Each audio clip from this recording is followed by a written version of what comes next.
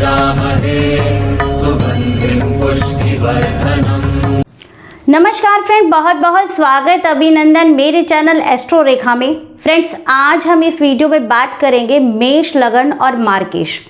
देखिए, जब भी कोई व्यक्ति किन्हीं पंडित जी या किसी ज्योतिषी के पास अपनी पत्रिका दिखाने जाता है और वो ज्योतिषी या पंडित जी आपसे ये बोल दे कि आपके तो मार्गशीर्ष चल रहा है, तो ऐसे में व्यक्ति फिर डर जाता है।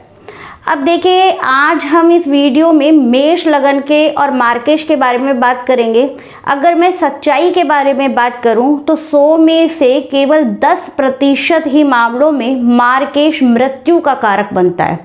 अब देखिए, जैसा कि आपको नाम से ही मालूम पड़ता है, मार्गशीर्ष यानी कि मारने वाला ग्रह या मारने वाला भाव। लेकिन ये किंवदंती फैली हुई है कि मार्गशीर्ष लगेगा तो अब तो व्यक्ति की मृत्यु आ जाएगी। लेकिन साधारण रूप से यदि हम वास्तविकता की बात करें तो 100 में से 90 बार तो मार्गशीर्ष के समान कार्य नहीं करता। केवल 10% ही मामलों में मार्गशीर्ष का मृत्यु का कारण बनता है। अब देखिए, मार्गशीर्ष चल रहा है तो 90% मामलों में मैंने आमतौर पर देखा है कि व्यक्ति को कुछ स्वास्थ्य संबंधी समस्याएं हो जाती हैं, या कुछ काम पर फंसना व्यक्ति का, या मानसिक कलेश, संताप, या कहीं ना कहीं की संघर्ष की स्थिति, या कहीं से धोखा मिलना। इस प्रकार की स्थिति 90% मामलों में रहती है। आज इस वीडियो में हम विस्तार से मेष लगन की पत्रिका में मार्गशीर्ष कब मार्गशीर्ष वाली भूमिका निभाता है अथवा कब वो इतना अधिक प्रभावी नहीं होता, इसके अलावा क्या मार्गशीर्ष के उपाय हैं और मेष लगन की पत्रिका में कौन सा ग्रह मार्गशीर्ष बनता है, इसके बारे में हम विस्तार से बात करेंगे। मैं यही कोशिश करूंगी कि मेष लगन और मार्गशीर्ष के बारे में जितने भी टॉपिक है सबको आपको इस वीडियो में पूरी तरह क्लियर कर सकूं। यदि फिर भी कोई टॉपिक आपके दिमाग में या आपको कुछ समझ नहीं आए तो आप उसे कमेंट बॉक्स में पूछ सकते हैं। और वीडियो के अंत में मैं कुछ मेष लगन के जातकों को कुछ उपाय भी बताऊंगी कि जिससे कि जो मार्गशीर्ष जब भी उनके दशा या अंतरदशा में चले तो उस समय उन उपायों को करने से उनको कुछ रिलीफ मिल सके और नेगेटिव रिजल्टों में कमी हो और पॉजिटिव रिजल्ट बढ़ जाएं। अब देखिए, वीडियो शुरू करने से पहले आप सबसे मेरा ये निवेदन है, यदि अभी तक आपने मेरा चैनल सब्सक्राइब नहीं किया है तो उसको आप सब्सक्राइब कर लें। चलिए शुरू करते हैं मेष लगन और मार्गशीर्ष। अब देखिए फ्रेंड, जैसा कि आप सबको मालूम है कि हम 8वें भाव से हमेशा मृत्यु का विचार करते हैं। अब मृत्यु का ही नहीं अपितु आयु का विचार भी हम अष्टम भाव से करते हैं। अब देखिए, भावत नियम के अनुसार हमेशा सेकंड भाव और सप्तम हाउस के जो स्वामी ग्रह होते हैं वो मार्गशीर्ष बनते हैं। अब देखिए, मेष लगन की पत्रिका में शुक्र ही सेकंड हाउस का मालिक भी कौन है? शुक्र। और सप्तम हाउस का मालिक भी कौन है? शुक्र। इसलिए शुक्र ही मेष लगन की पत्रिका में मार्गशीर्ष बनते हैं। अब देखिए, अब हम बात करते हैं यदि मार्गशीर्ष कुंडली के किसी भी भाव में विराजित हो तो उस व्यक्ति को कैसा प्रभाव मिलता है। ये मेष लगन की पत्रिका में यदि शुक्र आपके लगन में विराजमान हो तो ऐसे व्यक्ति को रुपए पैसे की कोई कमी नहीं होती। ऐसे व्यक्तियों के दाम्पत्य जीवन भी बहुत सुखद होता है। अब देखिए, यदि शुक्र व्यक्ति के सेकंड हाउस में हो तो ऐसे जातक को धन धान्य की जीवन में रुपए पैसे की कोई कमी नहीं होती। यदि ऐसे व्यक्ति नौकरी की अपेक्षा व्यापार करें तो वो अधिक सफल अपने जीवन में होंगे। और यदि शुक्र मेष लगन की पत्रिका में आपके थर्ड हाउस में विराजमान हो तो ऐसा व्यक्ति जो भी व्यापार या नौकरी करता है वो यात्राएं उसमें अधिक होती हैं। मतलब जो भी वो नौकरी करे या व्यापार करे वो उसमें लगातार उसका यात्राओं का बना रहता है कि वो यात्रा से संबंधित ही कोई ना कोई कार्य व्यापार होता है। अब बात करते हैं फोर्थ हाउस में। यदि शुक्र आपके फोर्थ हाउस में विराजमान है तो ऐसे व्यक्ति को जमीन जायदाद भूमि भवन की किसी प्रकार की कोई कमी नहीं होती। ऐसे जातकों को आमतौर पे अपने दादा परदाताओं से भी पैटर्नल प्रॉपर्टी काफी मात्रा में मिलती है। अब बात करते हैं फिफ्थ हाउस की। यदि शुक्र मेष लगन में फिफ्थ हाउस में हो तो ऐसा कुछ नेगेटिव रिजल्ट यहाँ पे आपको शुक्रदेव प्रदान करेंगे। ऐसे व्यक्तियों का पहले तो कहीं ना कहीं कुछ उनको विद्या धन अर्जन करने में कोई ना कोई समस्या आएगी। इसके पश्चात संतान प्राप्ति में कुछ समस्या होगी, और यदि कहीं संतान प्राप्त भी हो जाए तो उनके अपने संतान से कुछ उनके विचार कम मिलेंगे। संतान उनके कहने सुनने से कुछ बाहर होगी। अब बात करते हैं हम सिक्स हाउस में। यदि शुक्र आपके सिक्स 6 हाउस में विराजमान होंगे तो देखिए यहाँ पे 6 नंबर में शुक्र आपको जैसा मालूम है नीच के हो जाते हैं। और ये अभी जो 6 हाउस है वो रोग रिपु ऋण का एक त्रिक हाउस भी कहा जाता है। तो यहाँ पे शुक्र आपको अच्छे परिणाम नहीं देंगे, जीवन भर आप अपने शत्रुओं से परेशान रहेंगे। इसके अलावा यदि आपने कोई कर्जा ले लिया तो फिर आप उस कर्जे के फेर में फंस जाएंगे, कितनी भी कोशिश कर ले आपका कर्जा नहीं चुक पाएगा। इसके अलावा कहीं ना कहीं आपके शरीर में किसी न किसी प्रकार के रोग वगैरह से आप समस्या कुछ ना कुछ पीड़ित रहेंगे। अब आते हैं हम 7th हाउस की तरफ। यदि 7th हाउस में आपके शुक्र विराजमान है तो ये बहुत अच्छा मालव्य पंच महापुरुष योग में लगाकर यहाँ पे शुक्रदेव विराजमान होंगे। व्यक्ति का दाम्पत्य जीवन काफ़ी सुखद होगा। व्यक्ति यदि पार्टनरशिप में कार्य करता है तो उसमें उसको काफ़ी सफलता मिलेगी। और 7th भाव से हम कहीं ना कहीं डेली के रोजगार, अपने डेली की इनकम को भी देखते हैं तो उसमें भी कोई भी कमी व्यक्ति को नहीं रहने वाली। अब बात करते हैं हम अष्टम हाउस की तरफ। यदि शुक्र आपके अष्टम हाउस में विराजमान है तो ऐसे में क्या होगा, ये अष्टम हाउस कहीं ना कहीं संघर्ष का भाव है।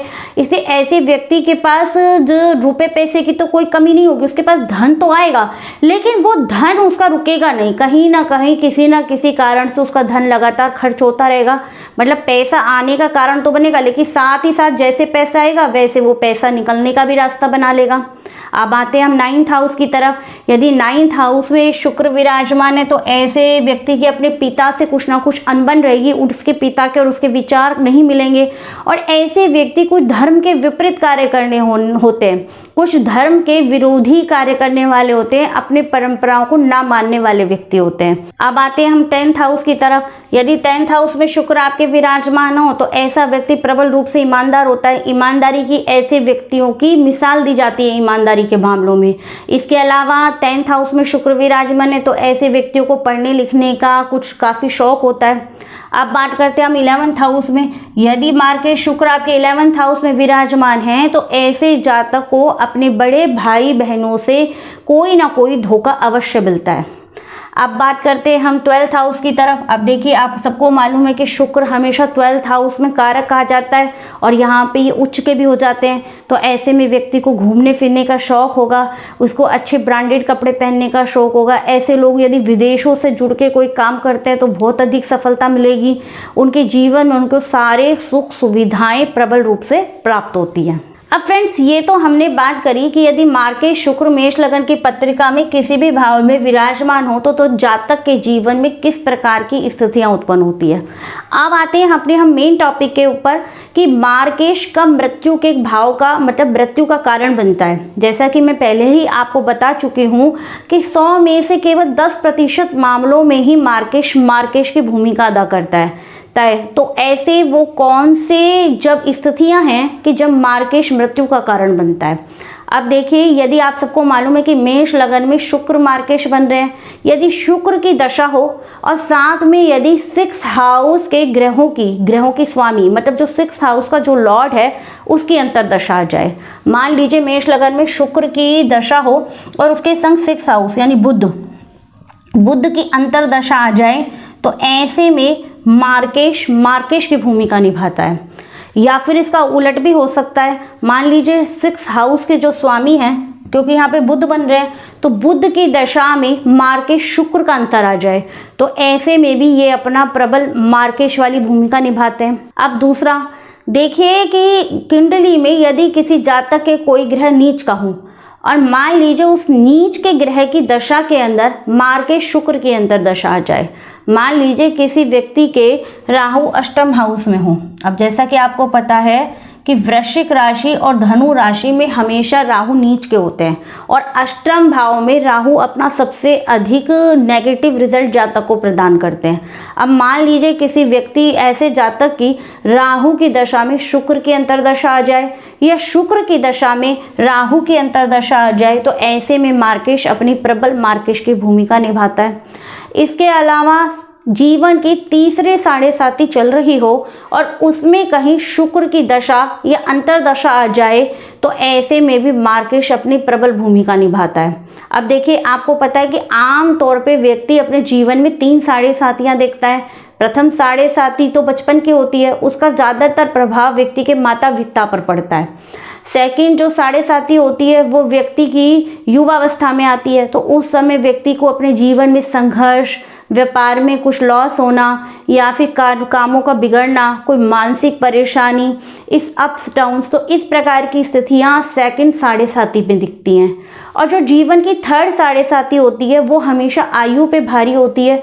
ऐसे में यदि किसी जातक के साढ़े साथी का मतलब जीवन की तीसरी साढ़े साथी चल रही हो और उस साढ़े साथी की अवस्था में कहीं शुक्र की दशा अंतरदशा आ जाए, या मान लीजिए शुक्र की दशा आ गई, उसके साथ 6th हाउस के लॉर्ड बुध की अंतरदशा आ गई, या फिर कुंडली के कोई अकारक ग्रहों की दशा अंतरदशा आ जाए, उस समय मेष लगन में बुध, शुक्र और शनि तीनों को अकारक ग्रह की श्रेणी में माना जाता है।